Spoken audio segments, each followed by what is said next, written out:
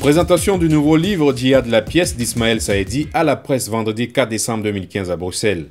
L'ouvrage est un condensé à la fois du texte de la pièce de théâtre éponyme qui se joue depuis le début de l'année 2015 et un dossier pédagogique réalisé par les élèves du collège Saint-Michel.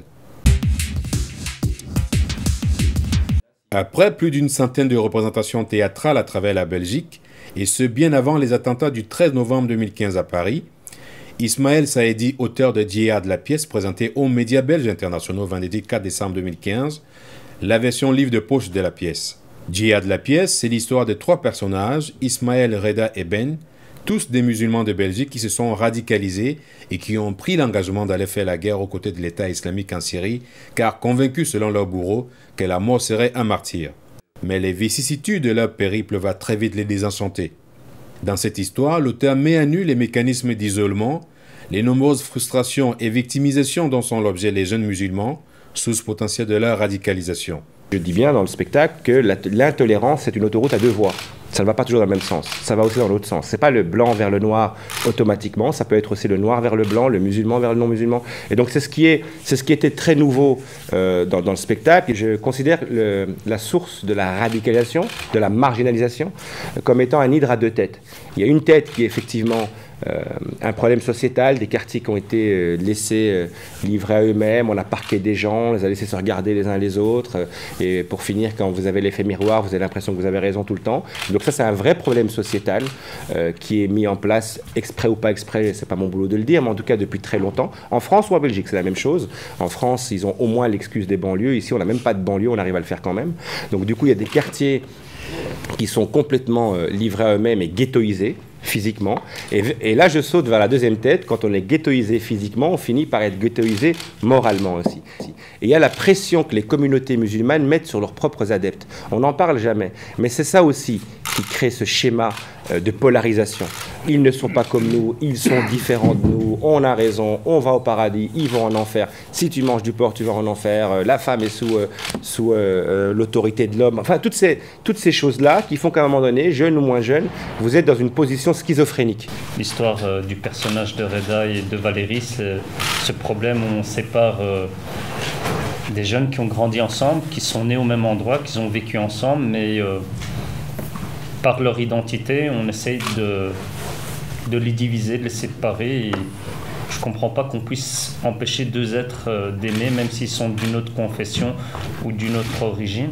Nous avons questionné l'auteur du livre sur les sujets et faits d'actualité relatifs aux représentations de sa pièce théâtrale, d'une part, mais aussi le lien qu'il établit entre l'État islamique qui fait la propagande de la violence au plus haut degré et les jeunes Européens en général et Belges en particulier qui se radicalisent et qui décident d'aller faire la guerre en Syrie d'autre part. Le lien entre ces jeunes et le mouvement djihadiste, c'est qu'en fait, on leur donne une réponse fast-food, ce que moi j'appelle l'islam fast-food. C'est qu'à un moment donné, ils n'arrivent pas à trouver des réponses aux questions spirituelles qui se posent, et puis les réponses sont compliquées, et puis les imams ne parlent pas leur langue, et puis dans les mosquées, on ne donne pas ces cours-là, donc ils tombent sur des radicaux qui leur donnent un islam déjà fait, très facile à comprendre. Du fast-food, ça veut dire, on ne nous aime pas, c'est l'ennemi, on est les bons, faut qu'on attaque, on est en position de légitime défense. En gros, quand tu es jeune ou même moins jeune et que tu es complètement paumé, c'est des messages forts, ça. En plus, ils ont les codes, ils savent faire des belles vidéos, donc ils ont les codes pour leur dire, viens, c'est le califat, on est tous sous le même drapeau, etc.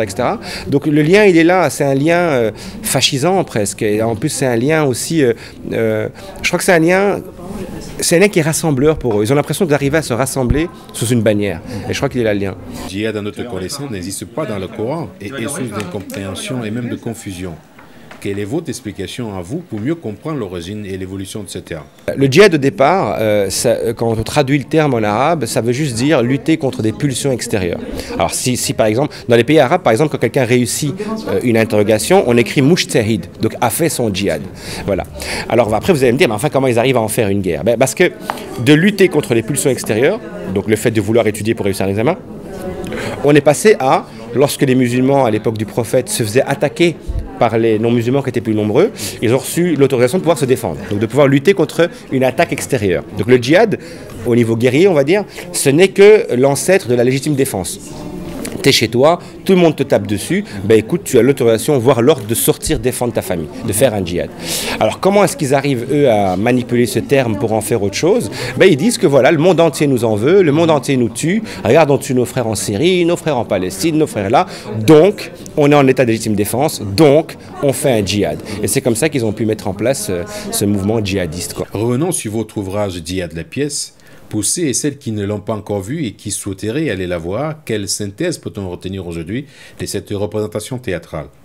Que la source de la radicalisation, pour moi, l'auteur, donc je n'ai pas la science infuse, mais que la source de la radicalisation, pour moi, c'est un hydre à deux têtes. À savoir qu'il y a une tête qui est un problème sociétal, des quartiers abandonnés, d'une génération dont on n'a pas su quoi faire, et une autre qui est la pression que les communautés musulmanes mettent sur leurs propres adeptes, et qu'on ne peut pas régler une des deux têtes. On ne peut pas couper une seule tête sur les deux, et que donc elles sont liées, il faut régler ça. Il faut régler le fait que tu as des jeunes et des moins jeunes qui grandissent ici, qui sont nés ici, et qui à un moment donné sont perdus entre deux instances, entre deux visions du monde, et il faut s'arranger pour que ça disparaisse. Devant ce phénomène de radicalisation, le rôle des parents est écorné. Le constat est qu'il y a très peu de réactions de la part des parents. Sont-ils dépassés par les événements? À un moment donné, quand tu vois quelque chose de mal t'arriver, le premier réflexe, c'est quoi? Être dans le déni. Si on te dit, ce que je te souhaite pas, mais si on te dit tu as un cancer, la première chose que tu vas dire, c'est non, j'ai pas de cancer. Tu vois, il faut du temps. Donc c'est tout nouveau ça pour eux. Et à un moment donné, quand le temps passe, tu dis ok, en fait j'ai un cancer, il va peut-être falloir que j'aille faire de la chimio. Et c'est ça en fait. On constate tout aussi un manque d'une réponse collective de la part des représentants religieux de l'islam en Belgique. Y a-t-il pas une interpellation dans votre pièce vis-à-vis des imams et des mosquées? Il n'y a pas de communauté musulmane, il y a des communautés, il y en a plein. Il n'y a pas de clergé chez nous, donc c'est très compliqué. Mais il y a un mouvement qui est né qui s'appelle On est là, qui est hashtag On est là, qui est en fait un mouvement de musulmans de partout, de francophones, flamands, de tout horizon, jeunes, moins jeunes, intellectuels, artistes, qui se sont levés pour dire voilà, on est là, on condamne tout ce qui se passe, c'est des crimes. Et en même temps, on est là pour qu'on discute. Si vous voulez qu'on parle des solutions, parlez-en avec nous aussi, parce qu'on est concernés autant que vous. Et donc ce mouvement existe, il est en train de prendre de l'ampleur, et c'est plus avec ce genre de mouvement-là qu'on va pouvoir le faire qu'avec vraiment des autorités religieuses qui n'existent pas en fait. Cette conférence était aussi l'occasion de mettre en lumière la fructueuse collaboration entre Ismaël Saïdi et les élèves de 5e secondaire, option première philosophie du collège Saint-Michel.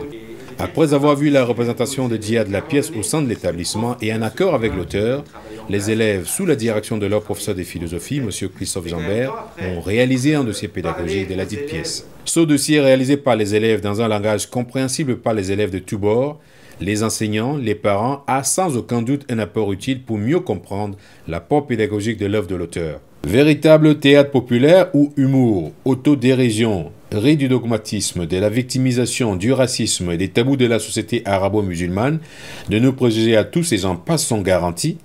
Djihad la pièce comptabilise à ce jour plus de 40 000 personnes qui l'ont vu et représente à cet égard un véritable enjeu démocratique et citoyen. L'auteur prévoit une tournée de la pièce en 2016 et une traduction du livre en plusieurs langues. Publié par les éditions La Boîte à Pandore, la sortie officielle de Djihad la pièce est prévue dès lundi 7 décembre 2015 en Belgique.